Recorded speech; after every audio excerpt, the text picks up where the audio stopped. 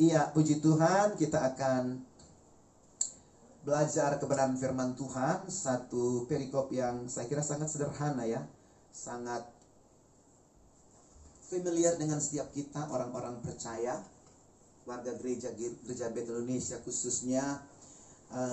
Judulnya di pengajaran sore hari ini, Injil Kekuatan Allah. Injil Kekuatan Allah. Kita lihat dalam Roma 1 ayat 16 dan 17. Kitab Roma pasal yang pertama ayat 16 dan 17. Karena cuma 2 ayat dan tidak terlalu panjang, kita baca bersama-sama. Anda yang sudah dapat katakan amin. Puji Tuhan. Mari kita baca bersama-sama. Anda juga yang ada di rumah, dimanapun Anda stay tune, mari sama-sama kita memperkatakan 2 ayat ini bersama-sama. Roma pasal yang pertama ayat 16 dan 17. 2, 3. Sebab aku mempunyai keyakinan yang kokoh dalam Injil, karena Injil adalah kekuatan Allah yang menyelamatkan setiap orang yang percaya.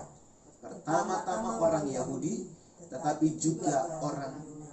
Sebab di dalamnya nyata kebenaran Allah yang bertolak dari iman dan memimpin kepada iman, seperti ada tertulis, orang benar akan hidup oleh iman.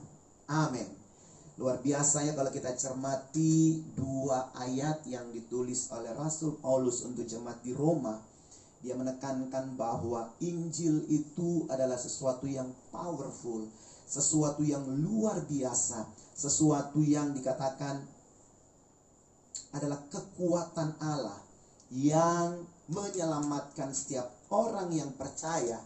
Pertama-tama dikatakan orang Yahudi, mereka yang adalah keturunan siapa? Dari Abraham tentunya, Ishak dan Israel. Dan di dalam Yesus Kristus Tuhan, kita juga boleh menjadi bagian orang-orang yang diselamatkan itu. Pertama-tama orang Yahudi karena mereka Tuhan pakai bangsa yang menurunkan Injil itu, dipakai untuk dilahirkan Injil ke dunia ini, dari mereka menyebar ke seluruh bangsa-bangsa lain. Tetapi juga dikatakan tetapi juga orang Yunani, sebab orang Yunani itu mewakili seluruh orang dalam dunia ini tentunya ya. Anda dan saya juga di dalamnya. Sebab di dalamnya dikatakan nyata kebenaran Allah yang bertolak, ini menarik, dari iman dan memimpin kepada iman. Jadi melalui pemahaman ayat ini, Injil itu adalah sesuatu yang tidak statis sebenarnya, tapi sesuatu yang terus bergerak, sesuatu yang terus hidup ya, sesuatu yang tidak mati, tidak sekedar hanya jadi pengetahuan, tidak jadi ilmu, kemudian sampai di situ, tidak, tetapi akan terus bertumbuh dan bertambah, dipakai pernyataan yang bertolak dari iman dan memimpin kepada iman.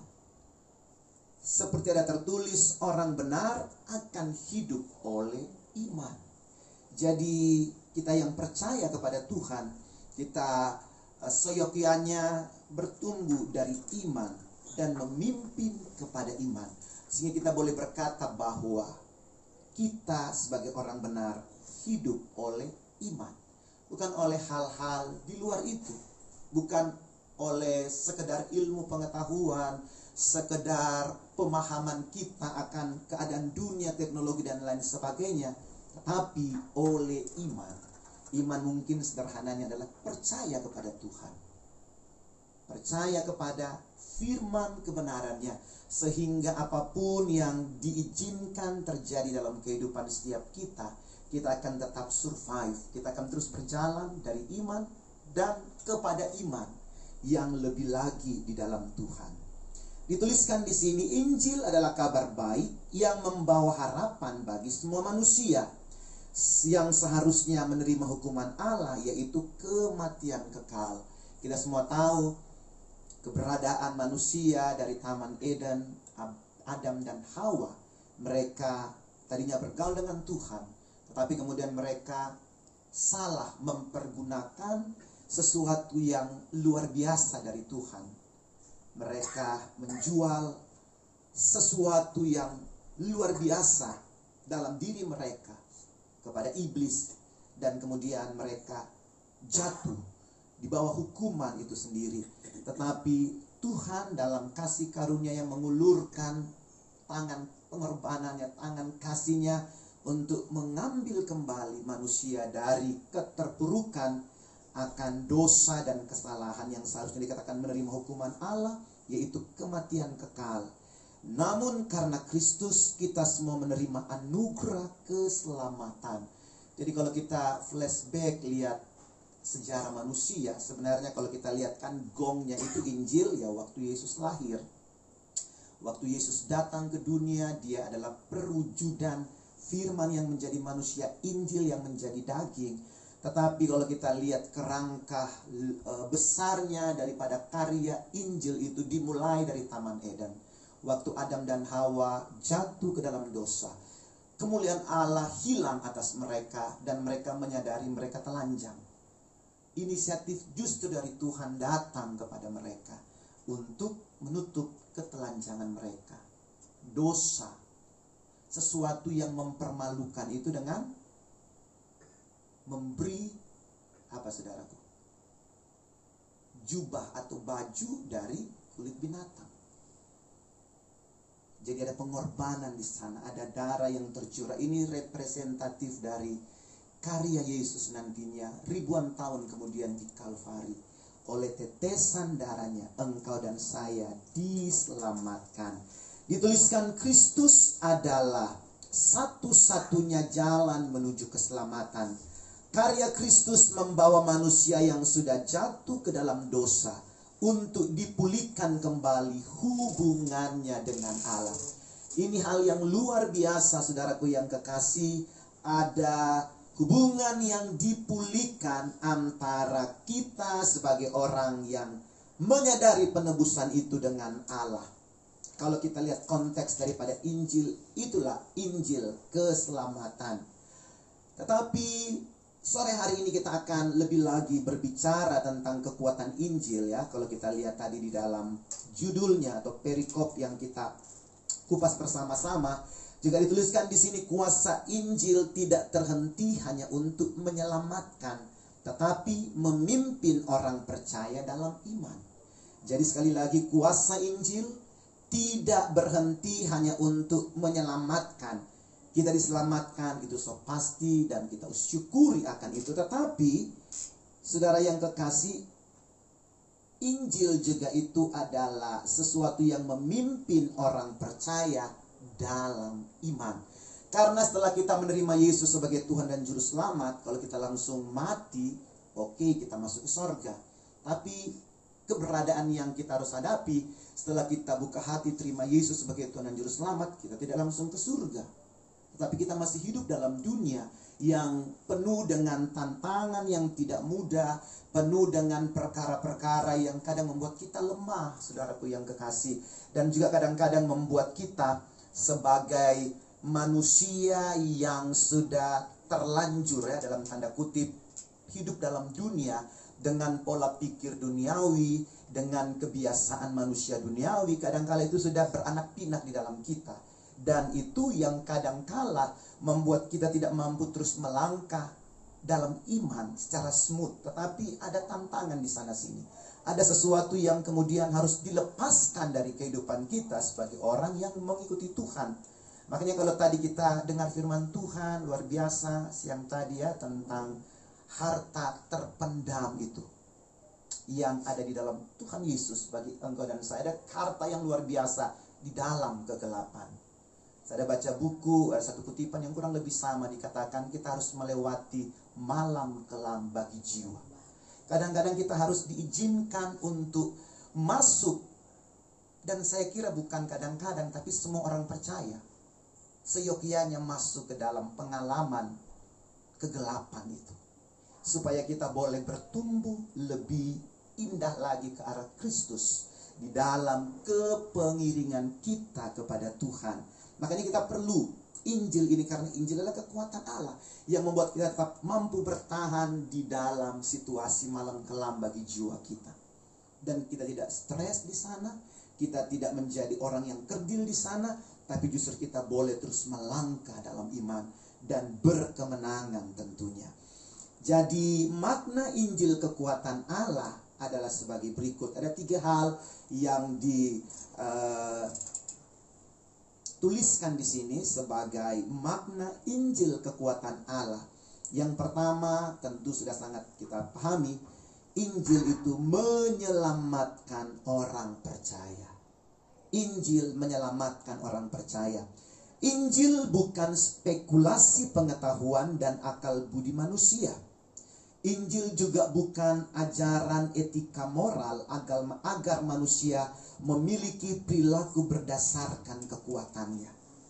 Ini menarik sekali, saudara, kalau kita cermati. Injil bukan spekulasi pengetahuan dan akal budi manusia. Bukan sesuatu yang ada kadabra atau simsalabim. Tidak.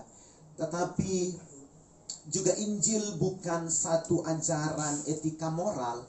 Kadang-kadang ajaran agama itu kita terjebak pada satu pengajaran yang mengajarkan etika moral agar manusia memperbaiki perilaku berdasarkan kekuatannya.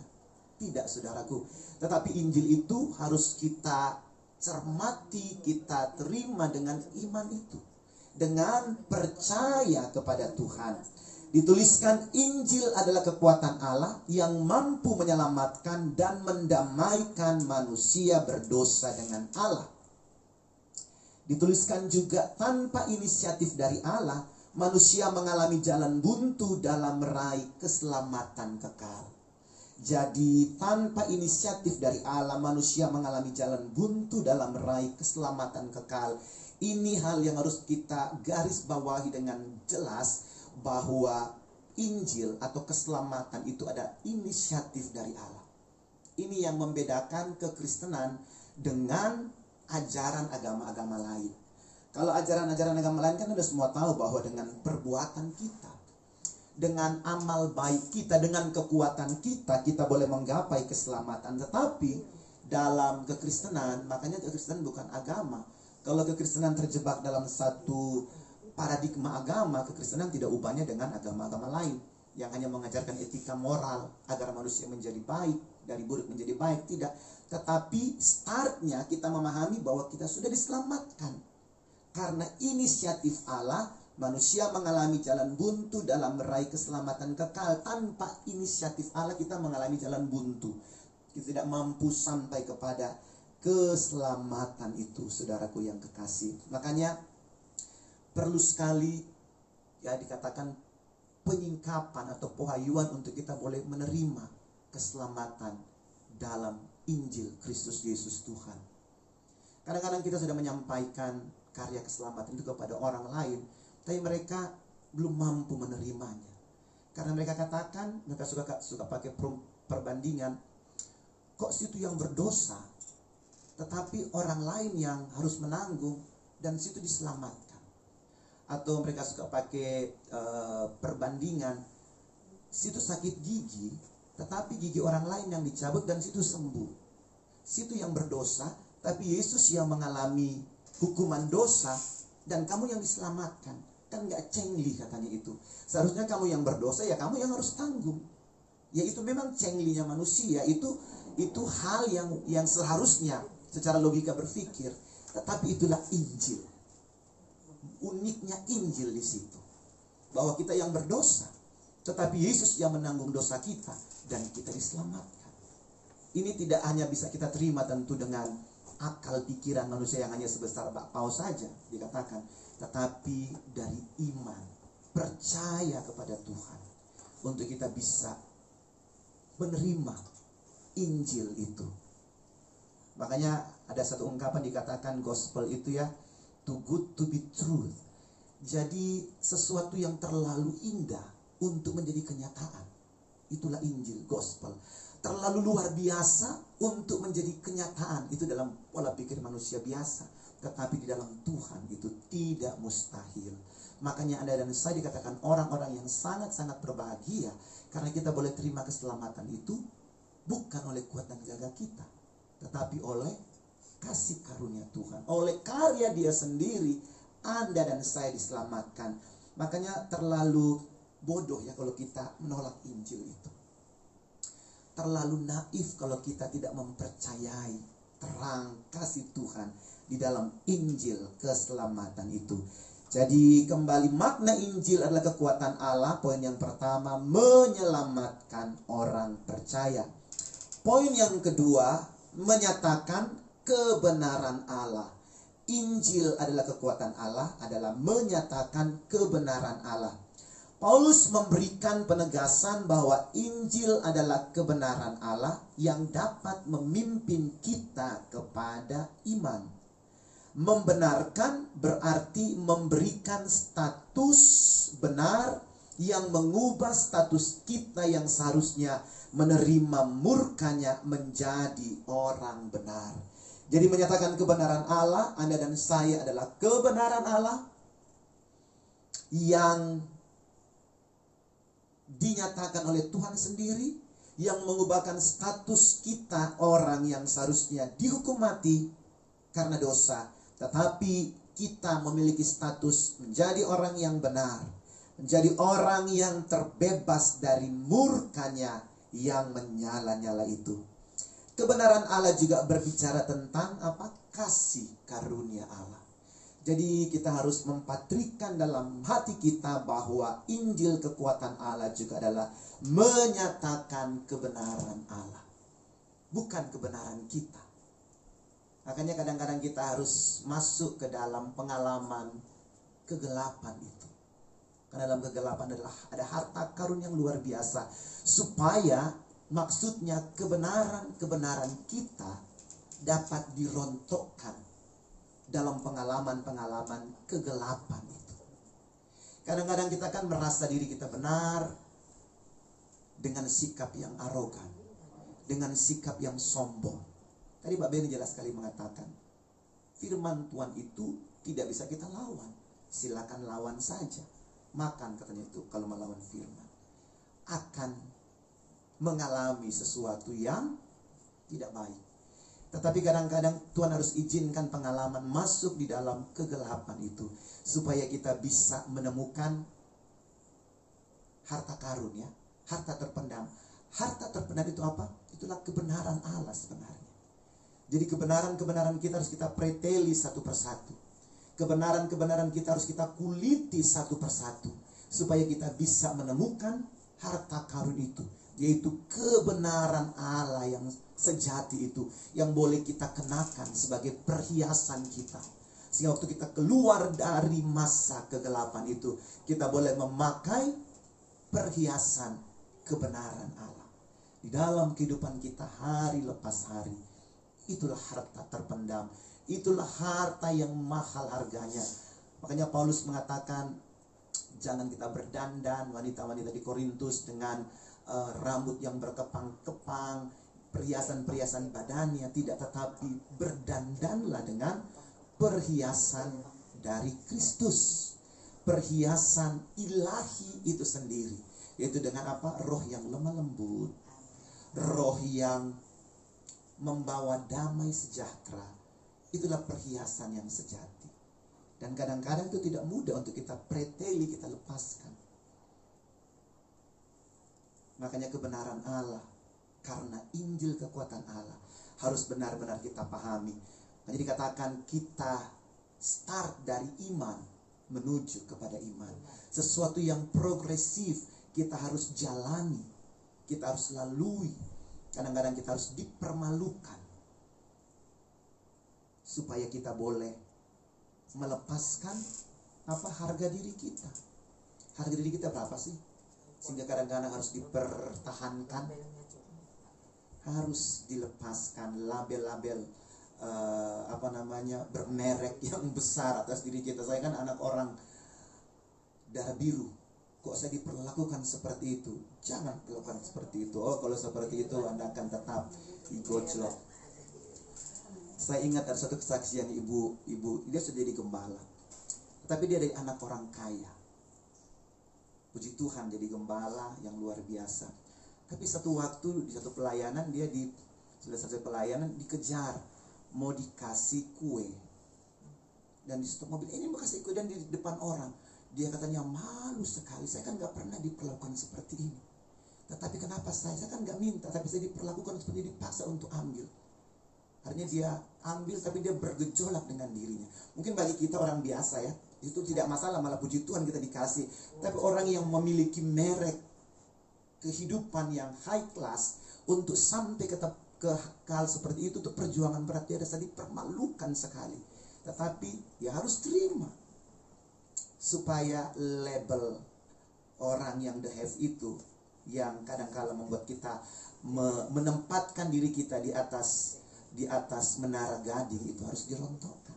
Kadang-kadang kita merendahkan hati, tetapi di atas pohon kelapa, di atas gunung itu kadang-kadang kita harus masuk dalam pengalaman kegelapan dikatakan, supaya kita bisa preteli perhiasan manusia lama kita.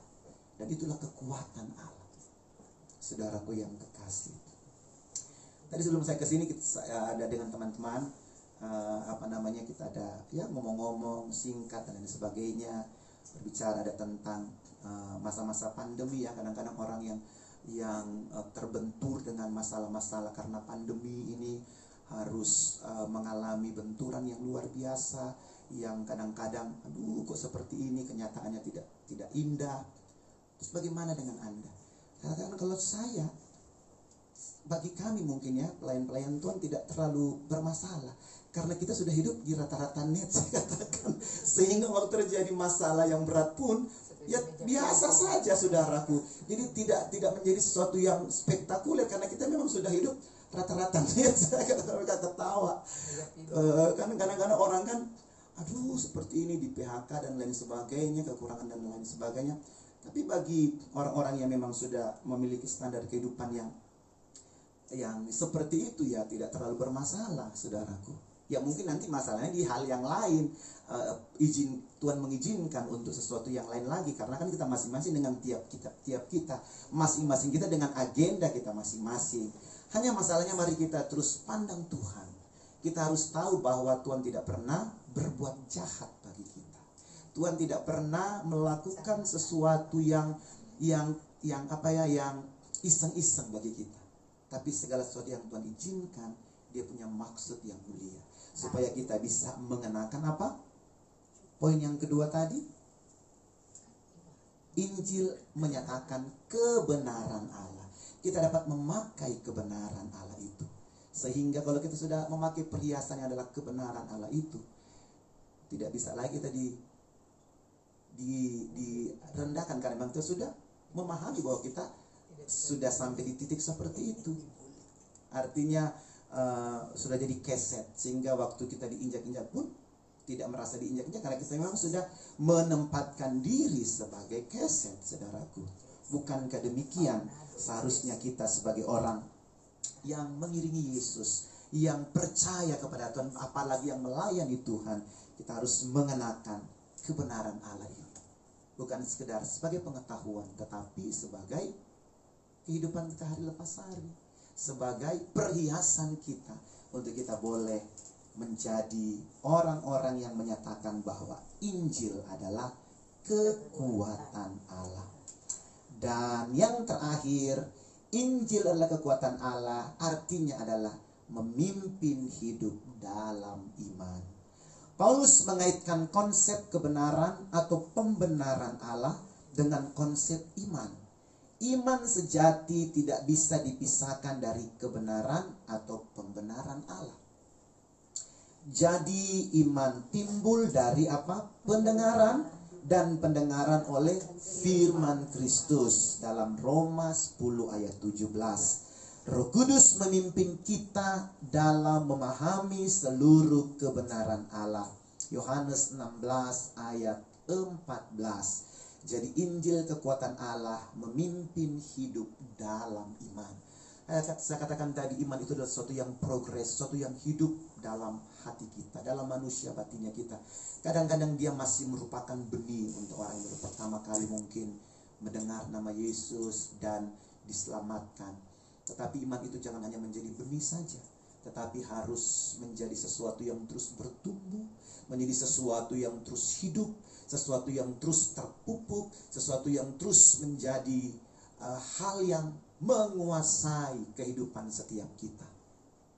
Beberapa waktu yang lalu mungkin Anda juga sudah pernah dengar kan, kalau ada waktu lenggang saya suka nonton kesaksian-kesaksian orang percaya ya di Miracle TV. Anda sudah lihat ya. Dan ada satu kesaksian yang sangat saya terkesan sekali. Seorang ibu ya, namanya mungkin Mas Nita, Anda tahu juga, pernah dengar mungkin. Dia seorang wanita muslim yang mau mendirikan Islamic Center. Kaya sekali, dia sudah ada dengan investor dari Timur Tengah. Tapi kemudian dia rugi, seperti ditipu, dan semua harta bendanya hilang, kekayaan semua hilang miliaran, dan kemudian dia menjadi orang yang sangat miskin dengan 3 anak, dan kemudian dia sudah tidak bisa menerima kenyataan hidup seperti itu. Dan satu malam dengan sisa uang berapa ribu dia beli baygon untuk dia teguk baygon, kemudian dia mati dan dia kasih minum 3 anaknya. Tapi dalam kegelapan malam dia matikan lampu, dia mau teguk bukan anggur tapi racun serangga itu. Pas dia mau teguk itu, dia lihat ada satu terang, dan terang itu kemudian ada suara yang menyatakan bahwa kamu ke gereja, aku akan menjawab apa yang jadi pertanyaanmu atau bagaimana, pokoknya aku akan menolong engkau. Hanya itu aja kalimatnya. Tapi karena dia dengar ini, tiba-tiba timbul pengharapan di hatinya. Itulah benih, baru pengharapan saja. Kemudian dia jadi bunuh diri, kemudian dia cari gereja. Tapi dia katakan masalah masih tetap ada, masih tetap tidak bisa makan. Tetapi putus pengharapan itu hanya dengan pengalaman melihat sinar itu dan suara bahwa aku akan menolong engkau. Itu menjadi sesuatu yang menimbulkan pengharapan. Dan ternyata itulah kekuatan yang luar biasa. Itulah iman. Kecil, baru benih. Tidak langsung kemudian uang turun dari langit 1 karung, dia langsung bisa beli makanan dan lain sebagainya. Tidak. Tetapi karena suara itu menimbulkan satu kekuatan pengharapan, dia melangkah. Walaupun masih tetap berkekurangan, tetapi pengharapannya. Makanya kemudian saya renungkan benar-benar firman Tuhan dalam Ibrani itu mengatakan bahwa pengharapan itu seperti sau yang kuat yang dilabuhkan ke belakang tabir. Jadi sau itu adalah jangkar yang kuat. Jadi kalau kapal itu terombang-ambing seperti tidak tahu mau hanyut kemana, tetapi kalau ada sau atau jangkar itu pengharapan, iman dan kasih itu yang dilabuhkan sampai ke belakang tabir di tempat Maha Kudus Tuhan Yesus telah masuk memisahkan tabir bait Allah itu. Dan pengharapan itu tidak kelihatan karena di dalam laut itu ya diumpamakan, dan membuat kapal itu tidak akan kemana-mana, tetapnya di situ saja, tidak akan terhanyut di lautan kehidupan. Tapi ada kekuatan yang menopang, dia tidak kelihatan di dasar lautan, tapi itulah pengharapan. Dan itu yang dimiliki oleh ibu ini waktu saya dengar kesaksiannya, sehingga dia boleh mulai menata kehidupannya, berjualan walaupun hanya kena tipu juga, kena dibully, dibuang dan lain sebagainya. Tapi kekuatan di dalam ini tidak bisa dipungkiri. Jadi orang yang bunuh diri itu adalah orang yang tidak memiliki pengharapan di dalam. Kekuatan walaupun itu baru bersifat abstrak ya, tidak nyata, tetapi lebih nyata sebenarnya dari kenyataan hidup. Karena itu di dalam yang memberi kekuatan.